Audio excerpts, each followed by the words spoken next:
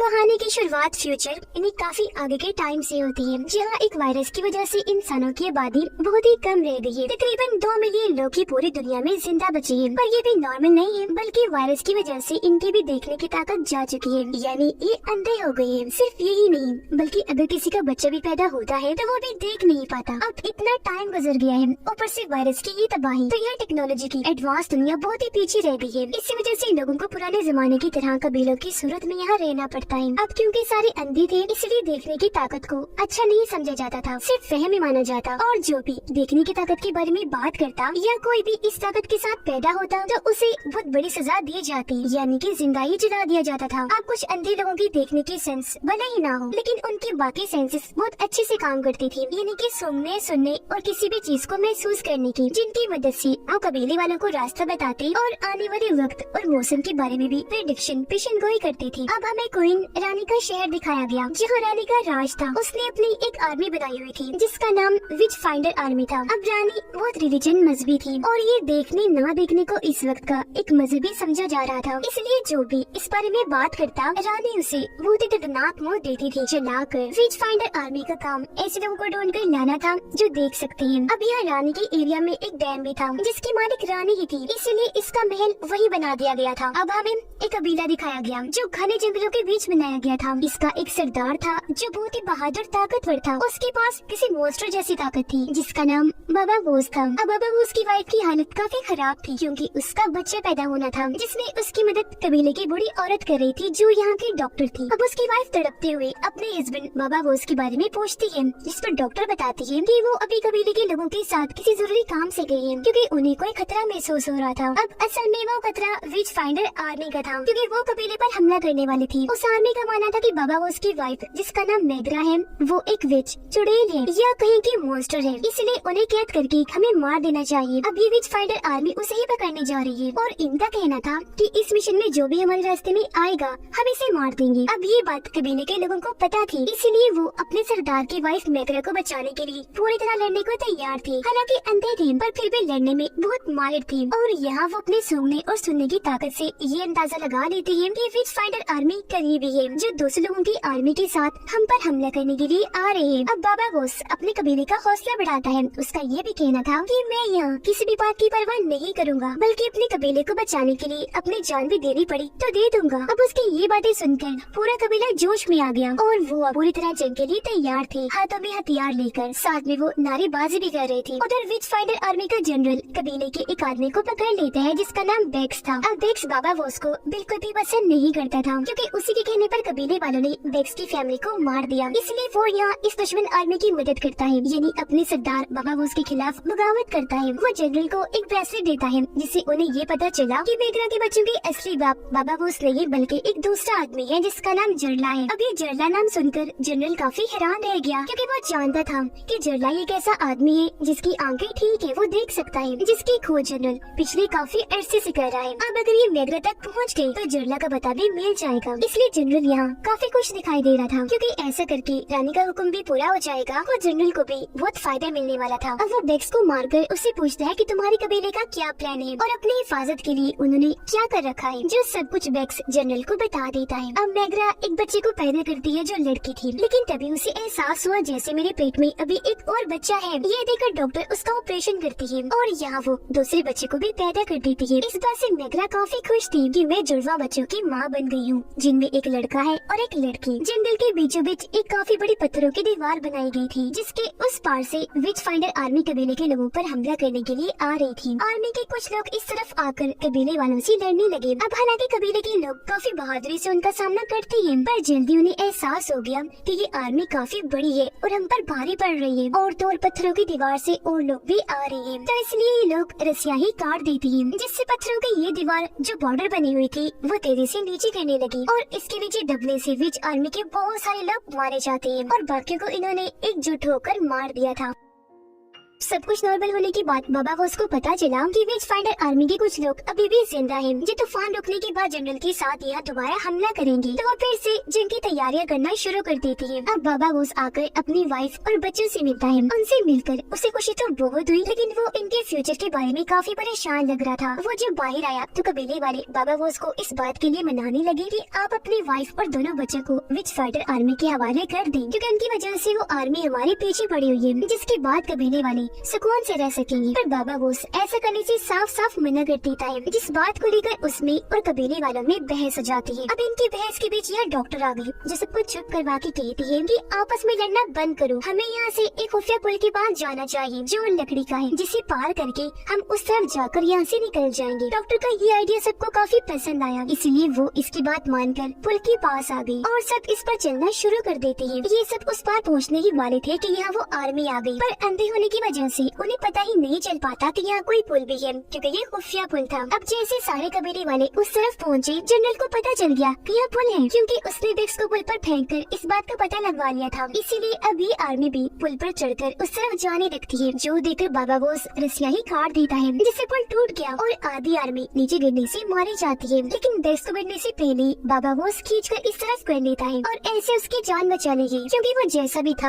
अभी भी इस कबीले का हिस्सा था। अब जनरल इस बार भी नाकाम रह गया, इसलिए अपने लोगों के साथ वापस चला जाता है। एक परिंदे के जरिए जनरल की नाकामी की खबर रानी तक पहुंच जाती है और अब वो अपने काउंसिल के पास जाकर उन्हें ये बात बताती है, और ये भी कि मैं जरला के पीछे इसलिए पड़ी हुई हूँ क्योंकि उसने मेरी बहन को मारा था और मैं उसे ढूंढकर अपना बदला लूंगी, जो तभी मुमकिन हो सकता है जब हमारे हाथ मेगरा लग जाएगी। अब काउंसिल का हेड कहता है कि वैसे भी हमें जरला और उसके दोनों बच्चों को मार ही देना होगा, क्योंकि उनके पास देखने की ताकत है जो एक शैतानी ताकत है। इस बात पर रानी भी राजी हो गई, तो अभी उन तीनों को मारने के लिए विच फाइंडर की एक और आर्मी उनके पीछे भेज देती है। उधर कबीले के लोग एक चट्टान पर खड़े थे, जहाँ मेगरा सबको जरला की सच्चाई बता देती है कि उसके पास देखने की ताकत है और वो इन बच्चों का असली बाप है। वो अंधा होने ये देखने की ताकत जिसे इस तौर में मजहब बनाया हुआ है, वो इस पर यकीन नहीं करता। उसका मानना था कि एक न एक दिन मैं अपनी देखने की ताकत से दुनिया को बहुत खूबसूरत बना दूंगा। ये बताकर वो सबको जरला की बताई हुई एक वैली इन्हीं वादी में लेकर जाती है, जो भी बेहद खूबसूरत थी और एकदम पुरसकून सुनसान थी, जहाँ कोई भी नहीं आ सकता था, इसलिए यहाँ कोई खतरा नहीं था। तो ये लोग खुद को यहाँ महफूज समझते हैं। अब बाबा बॉस दोनों बच्चों के साथ नदी किनारे आया और उन्हें गोद में लेकर लंबी सांस लेता है। यहाँ हमने नोटिस कर लिया कि दोनों बच्चों के पास भी देखने की ताकत है, अपने असली बाप जरला की तरह। इसीलिए तो वो आर्मी इन तीनों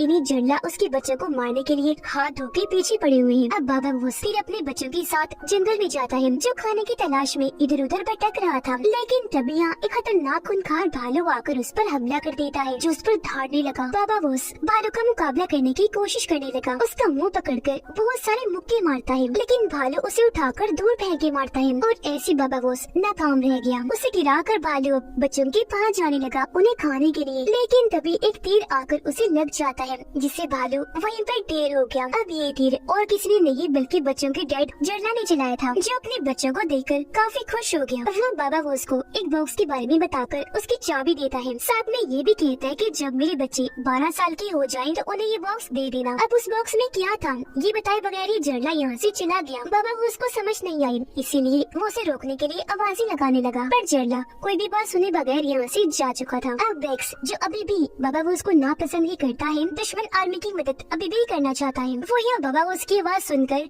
इस बारे में अपनी आंटी को बताता है, क्योंकि उसके साथ साथ उसकी फैमिली के बचे हुए लोग भी बाबा बॉस को पसंद नहीं करते, उसे बदला लेना चाहते हैं। तो मजीद जानकारी लेने के लिए वो एक इनविजिबल ताकत वाले लड़के को भेजते हैं। इनविजिबल यानी जिसका वजूद तो होता है पर वो नजर नहीं आता। इस इनविजिबल लड़की का जिस्म भी इतना अजीब था कि ये कबीले में तो रहती थी पर किसी को नजर नहीं आती थी। उधर बाबा बॉस और उसकी वाइफ मेगा उस बॉक्स को खोल लेती हैं और अपनी बाकी सेंसेस से महसूस कर लेती हैं कि इसमें पुरानी टेक्नोलॉजी और जो महान जहीन लोग गुजर गए हैं उनके बारे में लिखा हुआ है, जिनकी यहाँ बहुत सारी किताबें थी। ये किताबें पढ़ के एक दिन इनके बच्चे पढ़ना लिखना जान जाएंगे और अपने नए सफर पर निकल पड़ेंगे, जो उनके डैड जरला की ख्वाहिश है, और दुनिया में नई नई चीजें भी लाएंगे और इसे खूबसूरत भी बनाएंगे। अब मेगा को ये सुनकर जरा भी अच्छा नहीं लगता। वो इस बॉक्स को बंद करके फौरन इसे जमीन में दफन करने का कह देती है और ये भी कि मेरे बच्चे ये सब नहीं करेंगे, उन्हें भी इस बॉक्स से दूर रखा जाए। अब जब ये बातें हो रही थी तो बाबा बोस और डॉक्टर को पता चला कि हमारी ये बातें कोई सुन रहा है, जो वही इनविजिबल लड़की थी। अब बाबा बोस उसे पकड़ने गया तो उससे यहाँ से भागना पड़ा और वो आकर बैग से झूठ बोल देती है कि बाबा बोस अपने बच्चों के साथ खेल रहा है, पर वो इस पर यकीन करके रोज एक मैसेज लिख के बोतल में डालकर नदी में फेंक देता है, जो असल में बाबा बोस की जानकारी थी, ताकि ये मैसेजेस रानी तक पहुँच जाए और वो कबीले पर हमला करने के लिए यहाँ जनरल को भेज दे। अब डैम में एक मैसेज आया था जो जनरल ने रानी के लिए भेजा था कि मैं जंग खत्म करके वापिस आया हूँ, पर यहाँ रानी को शक हुआ। उसे लगा कि इस मैसेज में छेड़छाड़ करके इसे बदला गया है। उसे काउंसिल वालों पर शक हुआ क्योंकि काउंसिल के कुछ लोग रानी के खिलाफ हो गए थे। उनका मानना था कि रानी बहुत ही जुल्म कर रही है, वो विच फाइटर आर्मी के जरिए बहुत सारे कबीलों को मरवा चुकी है जो मासूम लोग थे, जो सब वो ना देखने वाली मजहब की वजह से कर रही है। अब रानी को इस बात से गुस्सा आ गया कि कुछ काउंसिल के लोग मेरे खिलाफ हो गई हैं, इसीलिए वो उनको फांसी पर लटकाकर पहले करंट के झटके लगाती है, फिर उन्हें जलाकर मरवा देती है। अब कहानी में 3 साल गुजर गए, जहाँ मेगरा के बच्चे थोड़े बड़े हो गए हैं और अपने देखने की ताकत को कबीले वालों से छुपा के रखते हैं, पर यहाँ पर किए जाने वाले रिचुअल जादू और रहन सहन को देखकर उन्हें बहुत मायूसी होती है और ऐसी ही जिंदगी मजबूरन उन्हें भी गुजारनी पड़ रही थी। लेकिन अब कहानी में आखिरकार 12 साल और गुजर गए, जहाँ अब वो काफी बड़े हो चुके थे, पहले से और समझदार। अब मेगरा और डॉक्टर नदी किनारे बैठकर बातें कर रही होती है। वहाँ उनकी बात इस टॉपिक पर हो रही थी कि बच्चों को अपने डैड जरला के बताए हुए रास्ते पर चलना चाहिए या नहीं, यानी उनको वो बॉक्स देकर, जिस पर मेगरा कहती है कि मैं चाहती हूँ मेरे बच्चे किसी उलझन में ना पड़कर नॉर्मल इंसान की तरह जिंदगी गुजारें, जिस पर डॉक्टर जवाब देती है कि तुम्हें ये बात अपने बच्चों पर छोड़नी चाहिए कि वो कौन सा रास्ता चुनना पसंद करेंगे, क्योंकि ऐसे उनकी जिंदगी खुशगवार गुजरेगी, यहाँ तक कि हमसे भी कई गुना बेहतर, और उन्हें वो बॉक्स हमें दे देना चाहिए। जिस पर अब मेगरा कोई बात नहीं करती, चुप रहती है। अब मेगरा की मना करने के बावजूद भी रात को डॉक्टर दोनों बच्चों को किताबें देने की कोशिश करती है, पर बच्चे वो किताबें लेने से इनकार करके वहाँ से चले जाते हैं, क्योंकि वो अपनी मोम को नाराज करना नहीं चाहते थे। पर काफी देर के बाद दोनों बच्चे उन किताबों को लेकर आपस में बात करते हैं। मेगरा का बेटा कहता है कि मुझे लगता है हमें उन किताबों को पढ़ना चाहिए। अब उन बच्चों की ये बात छुपकर बाबा बोस ने भी सुन ली थी। वो जाकर ये सब डॉक्टर को बताते हैं कि बच्चे पढ़ना चाहते हैं, पर ये बात राज रहनी चाहिए, उनकी माँ को इस बारे में पता ना चले, वरना वो इन किताबों को जला देगी, क्योंकि मैं खुद चाहता हूँ कि बच्चे अपना रास्ता खुद चुने। अब काफी दिन के बाद बच्चे वो किताबें चुराकर सबसे दूर एक अलग जगह पर आ गए। चोरी छुपे वो किताबों को पढ़ने लगते हैं। सबसे पहले वो ABC सीखते हैं और फिर वक्त के साथ साथ पूरा सेंटेंस जुमला पढ़ने के भी काबिल हो गई, यानी एक किस्म का वो यहाँ पढ़ने के थे। जिसके बाद वो पूरी किताब पढ़ के गुजरे हुए महान जहन लोगों के बारे में जानते हैं कि वो हमसे कितने एडवांस्ड और कितने बेहतर थे और किस तरह अपनी जिंदगी गुजारते थे। उधर जनरल काफी सालों के बाद रानी के पास वापस आता है और उसके सामने अदब से झुक जाता है, कहने लगा कि मैं इतने सालों के बाद अगर वापस आया तो खाली हाथ नहीं आया हूँ, बल्कि हजारों घोड़े, कई किलो गंदम और बहुत सारा जरूरी सामान लेकर आया हूँ। पर बदकिस्मती से मैं जरला को ढूंढ नहीं पाया और अब मैं जानता हूँ कि मुझे सजाए मौत दी जाएगी। मुझे उससे कोई इनकार नहीं, पर मेरी आखिरी ख्वाहिश है, मैं चाहता हूँ कि मरने के बाद मुझे वॉरियर योद्धा के नाम से याद किया जाए, जिन्हें बहादुर माना जाता है।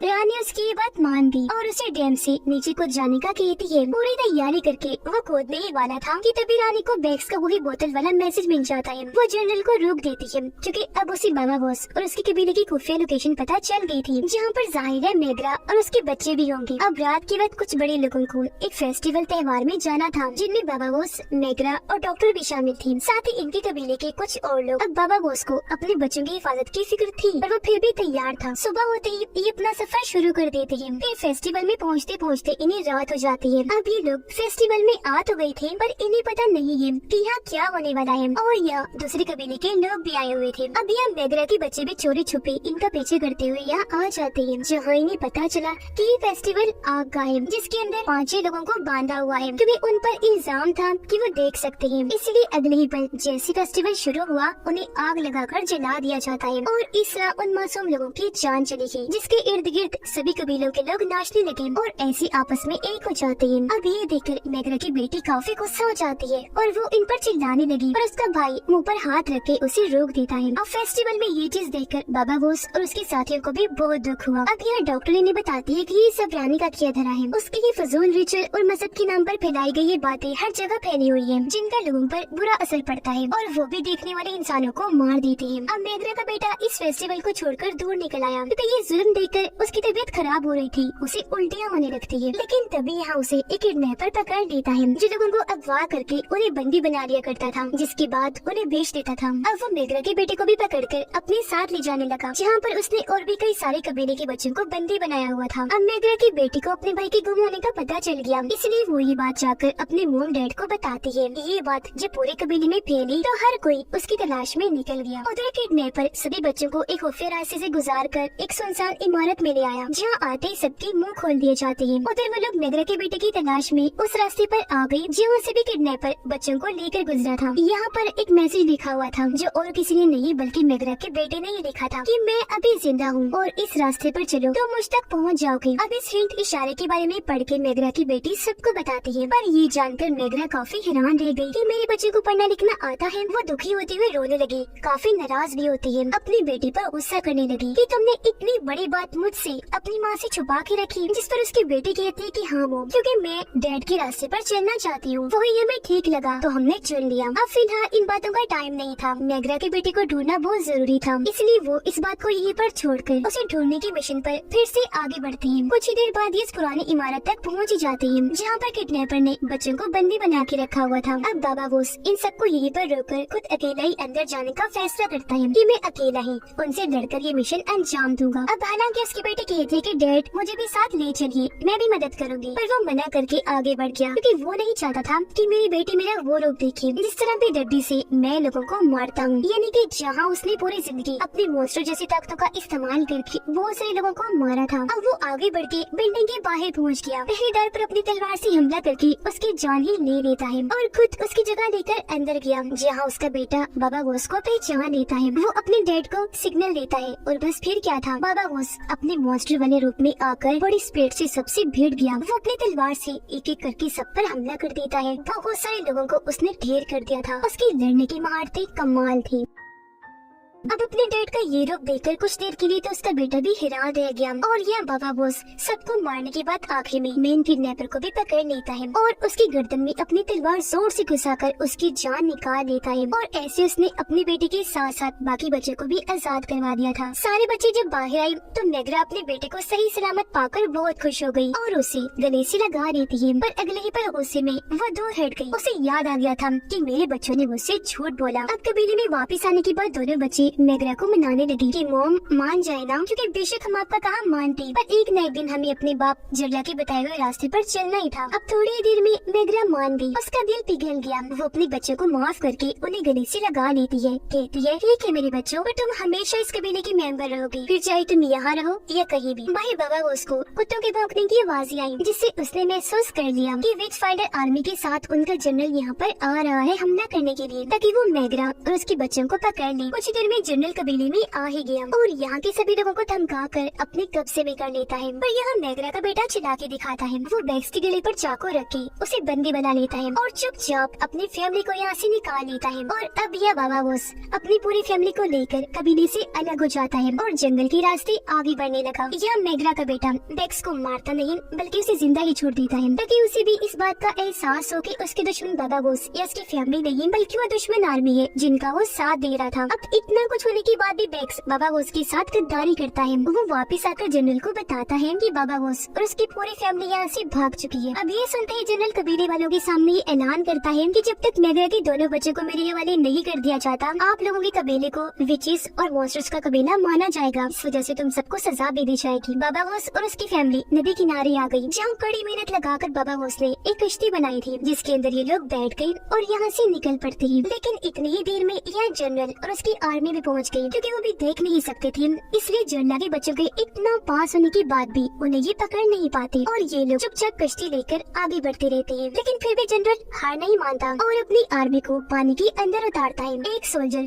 कश्ती के बहुत ही पास पहुंच गया, जिस पर गोली मारकर बाबा बोस हमला कर देता है। अब पानी में शोर हुआ, जिससे आर्मी को इनकी लोकेशन पता चल गई कि इनकी कश्ती कहाँ पर है। तो अब वो एक एक करके इन पर हमला करने लगते हैं। अब मेगरा की बेटी ने निशाना लगाकर बैग्स को तीर मारा था, जिससे वो मरा नहीं नहीं था, बस जख्मी हुआ था। पर अब जनरल को इतना गुस्सा आ जाता है कि वो तीर को उसके अंदर घुसाकर उसकी जान ही ले लेता है, जिस बीच उनकी कश्ती जनरल से काफी दूर निकल गई। तो अब जनरल भड़ास निकालने के लिए कबीले के लोगों की जान लेने का फैसला करता है। कश्ती में बैठे डॉक्टर सबको जड़ लगे दिए हुए नक्शे के बारे में बताती है, जिसमें या तो इन्हें इस नक्शे के मुताबिक चलना था या फिर जंगल से होकर एक खुफिया जगह पर जाना था जो इनके लिए पूरी तरह से महफूज है। ये आपस में बात करते हैं और फिर नक्शे पर ही चलने का फैसला करते हैं। उधर काउंसिल में रानी और सबको ये खबर मिल जाती है कि बाबा बॉस अपनी फैमिली के साथ फिर से भाग गया है, जिससे रानी बहुत गुस्से में आ गई। अब यह काउंसिल वाले रानी के खिलाफ हो जाते हैं कि क्यों ये उन लोगों के पीछे पड़ी हुई है। ये मजहब के नाम पर लोगों को मारना चाहती है और इसका किंगडम इन्हें इस राज्य पर कोई ध्यान नहीं है। अब यह रानी बताती है कि मैं ऐसा इसलिए भी करना चाहती हूँ क्योंकि मैं जरला से प्यार करती थी,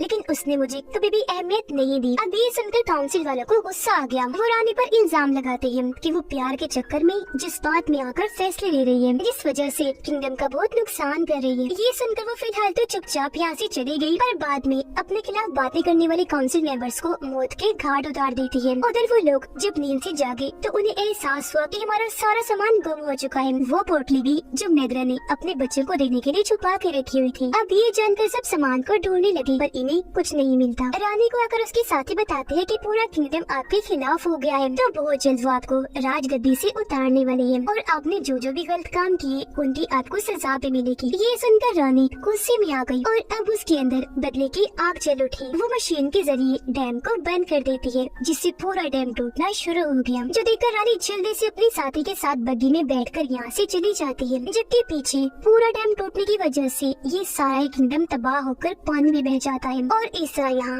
रानी का बदला पूरा हुआ, जिसके साथ ये कहानी इधर ही खत्म हो जाती है।